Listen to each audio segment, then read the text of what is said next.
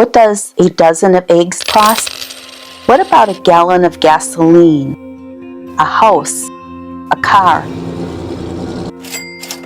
and when you live? In 1940, a dozen eggs cost about 33 cents. A typical family home could be purchased for around $4,000. A new car costs less than $1,000. Seems unbelievable today, doesn't it? By 1960, prices had risen. By 1980, they had risen again. By 2000, they were higher still. And today, many families spend tens of thousands for a vehicle. Prices continue to rise.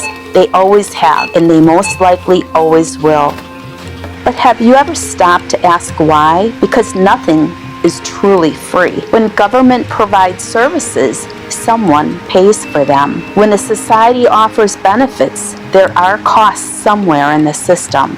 Sometimes those costs come through taxes. Sometimes they come through reduced choices. Sometimes they come through reduced freedoms or no freedom at all. Every nation, every community, every individual must make trade-offs. Education has a cost. You may spend years studying, paying tuition, accumulating debt, yet choosing not to purchase an education may also cost through missed opportunities and lower earnings. A career has a cost. Relationships have a cost. Success has a cost. Everything valuable carries a price. Even freedom has a cost. Throughout history, countless people have sacrificed comfort, possessions, safety, and even their lives for the freedoms many of us enjoy today. The freedom to speak, to worship, to choose, to live according to our own convictions. Freedom is precious because freedom is never free. But there is another cost, a cost that goes far beyond money, a cost that reaches beyond this life and into eternity. The Bible tells us that many faithful followers of God suffered greatly because they refused to abandon their faith. Some were mocked, some were imprisoned, some were tortured,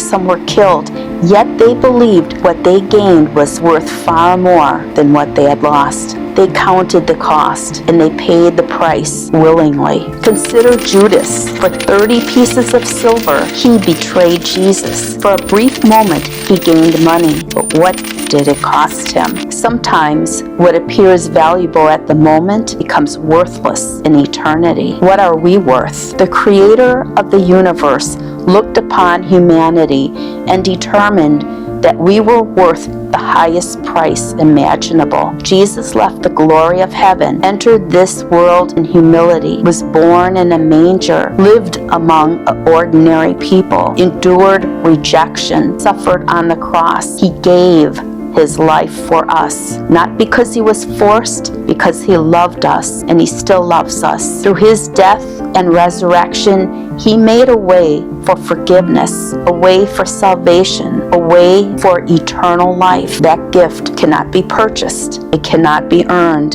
It is offered freely through God's grace. But even a free gift requires a response. We must decide whether we will accept it. Will we follow God's plan or our own? Will we live for temporary pleasures or eternal rewards? Every choice carries a price. The question is, what are you paying for, or who will pay it for you? Where is your treasure? Where is your value? What matters most? And in the end, what is your soul worth?